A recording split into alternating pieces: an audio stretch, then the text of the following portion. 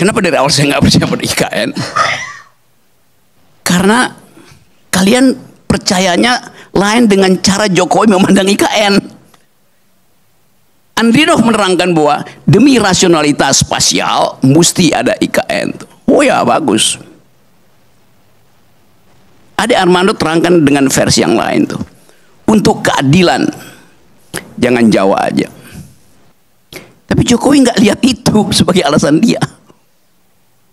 Dia lihat itu adalah menara Babel buat dia. Jadi Anda dikacaukan bahasanya oleh seseorang yang punya inspirasi lain tentang Babel, tentang IKN itu. Jadi yang Anda sebut rasional itu bagi Jokowi bukan itu yang dia maksud. Artinya dia menunggangi kedunguan kalian. Ya ini begitu jadinya kan. Saya lanjutkan lagi, kenapa saya nggak percaya ya? Mulai dari soal, ya, mulai dari soal mobil SMK itu. Ngapain? Lu tahu satu peristiwa yang dia udah bohong, lu masih terima lagi bohong lebih gede kan? Soal IKN coba. Sebelum soal SMK itu ada soal pemindahan waktu Pak Jokowi masih wali kota yang terus-menerus didampingi oleh Andrinov. Pemindahan pasar itu. Saya cerita lagi nih nih ngoceh-ngoceh di sini. Atau saya kasih kuliah di UNS 11 Maret. Saya lagi kasih kuliah, tiba-tiba masuk notes kecil. Bung, pakai Bung. Setelah dikasih kuliah kita mau ngobrol ya. Itu Jokowi masih wali kota loh itu. Oke. Saya kasih kuliah, saya tanya mana yang mau ngomong? Mau bicara apa? Metodologi, teori? Bukan, kami bukan dosen. Saya pikir dosen. Ternyata beberapa pemuda itu diutus oleh seseorang, saya lupa namanya, yang adalah tokoh PKI, ketua pemuda rakyat pada waktu itu, anggota komite sentral PKI, masih hidup waktu itu, namanya Rewang. Nah, ini gua cerita soal Rewang nih. Rewang masih hidup waktu itu, dia mau ketemu saya, tiba-tiba dia sakit, dia utus anak buahnya, muridnya itu. Ini kenapa begini, Pak Rewang mau cerita. Ini Bang Rocky, jangan pernah percaya pada Jokowi. Iya ya. Dia masih hidup waktu itu, kemudian beberapa bulan kemudian dia meninggal tuh Pak Rewang. Karena saya ini pemimpin rakyat. Saya tahu watak rakyat, bahkan rakyat Solo. Rewang yang adalah pemimpin rakyat bahkan mengatakan Jokowi itu pembohong. Dia bukan rakyat. Kenapa? Jokowi pastikan bahwa pasar itu akan pindah. Dibuat sedemikian rupa, diskusi 1 bulan penuh di depan rumahnya dia itu. Padahal sebetulnya selama dia berdiskusi, oligarki Solo itu udah lakukan namanya ya under table transaction uang, yang dia pindah. Jadi udah disogok dulu, Jokowi bilang bikin panjang ya diskusinya. Kira-kira begitu cerita 1 bulan kan pers semua Jokowi nego segala macam itu. Dia pastikan bahwa tidak akan ada lubang bolong di Solo. Malam ini lubang, besok pasti tutup. Itu bukan APBD, dia tinggal telepon satu oligarki di situ, tutup, selesai. Jadi Anda dari awal, ya kalau saya cerita dari awal mungkin Anda akan, saya tahu dari awal itu.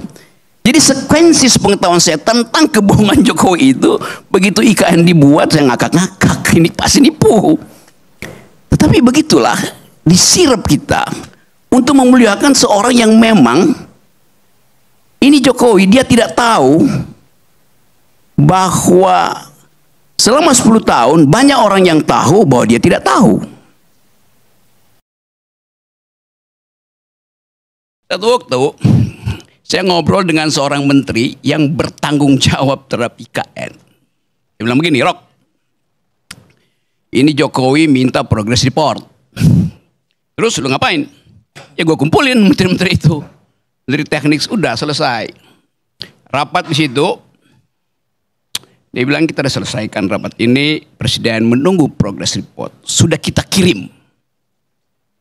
Officially sudah terkirim laporan progress report itu.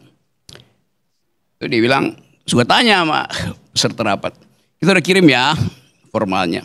Sekarang di antara kalian, di antara kita, siapa yang percaya IKN itu akan jalan? Ngakak semua tuh. Satu waktu akan ada menteri yang terangkan itu. Saya nggak mau buka di sini ceritanya. Oke. Disebut aja Rok namanya Rok. Apa? Disebut aja namanya. Ya inisialnya aja gue nggak mau sebut. Oke. Itu satu cerita. Cerita kedua. Saya pergi ke Luwuk. Masuk ke Poso, Danau Poso tuh. Karena mesti backup LSM pro lingkungan di situ. Oke. Datang pengusaha. Dia bilang, Pak Rocky, saya eksportir kerikil ke IKN. Dan kamu betul. Ya. Dari Poso itu. Ya Poso, Palu segala segitu. Pinggiran itu. Dan kamu betul. Dia berhasil. Berhasil rugi 20 miliar belum dibayar. Kerikil. Saya kasih aja parsial-parsialnya tadi. Beberapa waktu yang lalu saya pergi ke Taman Bunga Nasional di Malang, Batu Malang. Taman bunga yang bagus betul, peninggalan Belanda. Kepala desa bilang begini ke saya. Kami mensuplai semua bunga ke IKN. Diambil dari Batu Malang rupanya, bunganya bagus-bagus. Apa masalahnya Pak? Sampai sekarang kami nggak dibayar. Taman bunga itu, kebun bunga itu dimiliki oleh 15.000 rakyat dalam bentuk koperasi. Ditipu tuh. Jadi kalau saya bertanya misalnya, IKN itu simbol apa sebetulnya? Satu-satunya simbol yang ada dalam sejarah manusia. Ambisi yang kemudian berantakan adalah Babilonia Tower. Tower of Babel itu. Kita tahu di dalam cerita itu, pertanyaannya, apakah menara Babilonia itu runtuh karena kedunguan? Dungu artinya tidak bisa lagi bercakap-cakap karena bahasanya diocak-acik oleh satu kekuatan. Atau dia runtuh karena ambisi itu. Runtuh karena kedunguan atau runtuh karena kepongahan. Saya akan balik ke situ lagi dulu ya. Saya balik lagi ke IKN tadi itu. Kenapa dari awal saya nggak percaya pada IKN? Karena kalian percayanya lain dengan cara Jokowi memandang IKN. Andrinov menerangkan bahwa demi rasionalitas spasial mesti ada IKN. Oh ya bagus. Ade Armando terangkan dengan versi yang lain tuh. Untuk keadilan jangan Jawa aja. Tapi Jokowi nggak lihat itu sebagai alasan dia. Dia lihat itu adalah menara Babel buat dia. Jadi Anda dikacaukan bahasanya oleh seseorang yang punya inspirasi lain tentang Babel, tentang IKN itu. Saya lanjut lagi ya cerita-cerita itu. Satu waktu saya tanya pada Pak JK itu, Pak JK, gimana ceritanya sih kok ada IKN? Kata Pak JK, dukun aja nggak bisa jawab. Tanya Pak JK, karena JK udah pernah ngomong ke saya.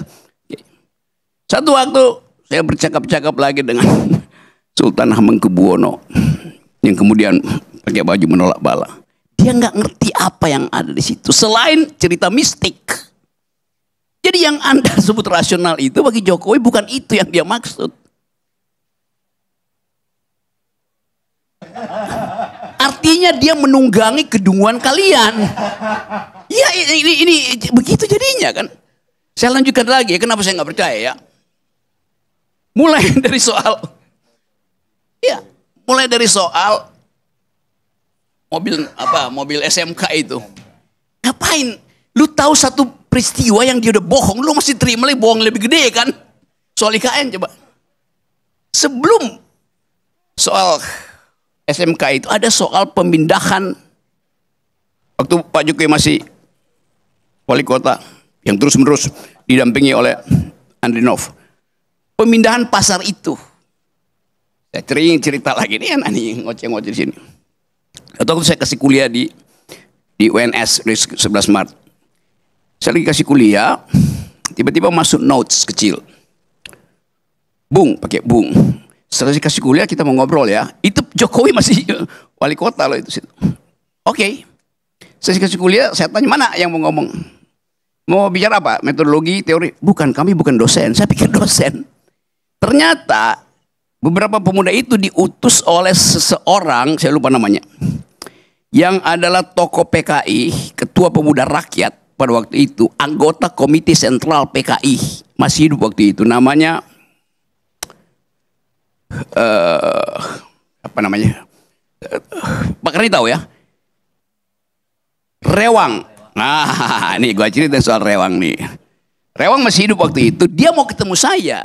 Tiba-tiba dia sakit, dia utus anak buahnya, muridnya itu. Jadi kenapa begini, Pak Rewang mau cerita. Ini Bang Rocky, jangan pernah percaya pada Jokowi.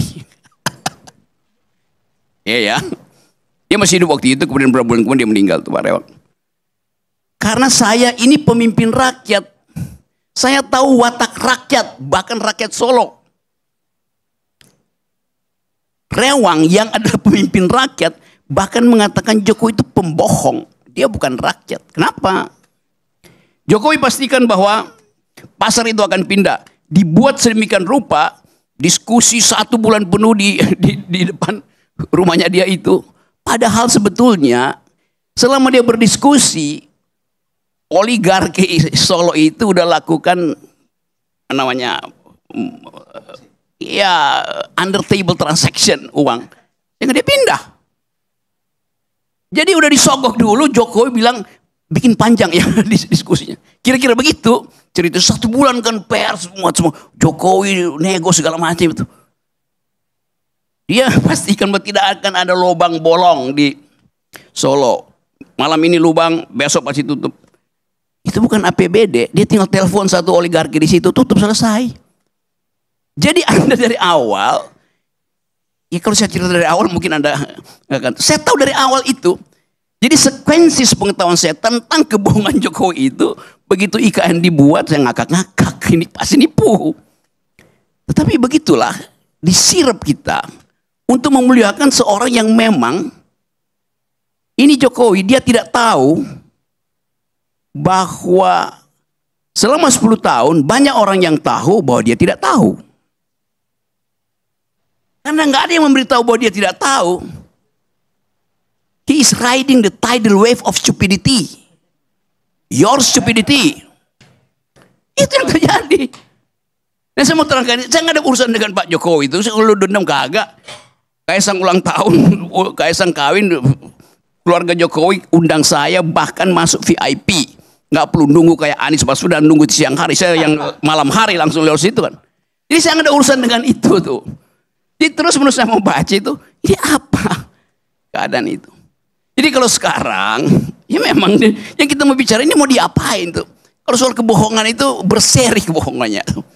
Apa yang baik dilakukan di situ? Bagus tadi usulan Dedi. Supaya dia konsisten, tulis surat pada Pak Prabowo, saya minta dengan sangat Pak Prabowo, tolonglah ada satu kamar khusus yang dibuat di situ. Walaupun anggarannya mungkin cuma 10 miliar atau 100 juta. Untuk anak saya, supaya dia bisa menikmati legasi yang saya bayangkan itu. Apa yang bisa dilakukan oleh Gibran di situ? Jadikan istana itu sebagai, bukan sebagai tempat pangkalan LPG 3 kilogram. Dijaga langsung oleh Gibran. Masalahnya Bung Rocky, kebanyakan kabupaten kota di sana tidak termasuk daerah apa namanya itu konversi. Jadi malah mereka nggak nikmati tuh walaupun dari sana gasnya. Kita ingin supaya Prabowo bikin kepres yang khusus untuk menyenangkan Jokowi. Yunto anaknya itu. Kenapa begitu? Lo Pak Gibran sendiri bilang ada masalah lapor Wapres. Kan udah ada kota besar lapor Wapres. Jadi coba kita lengkapkan kedunguan ini.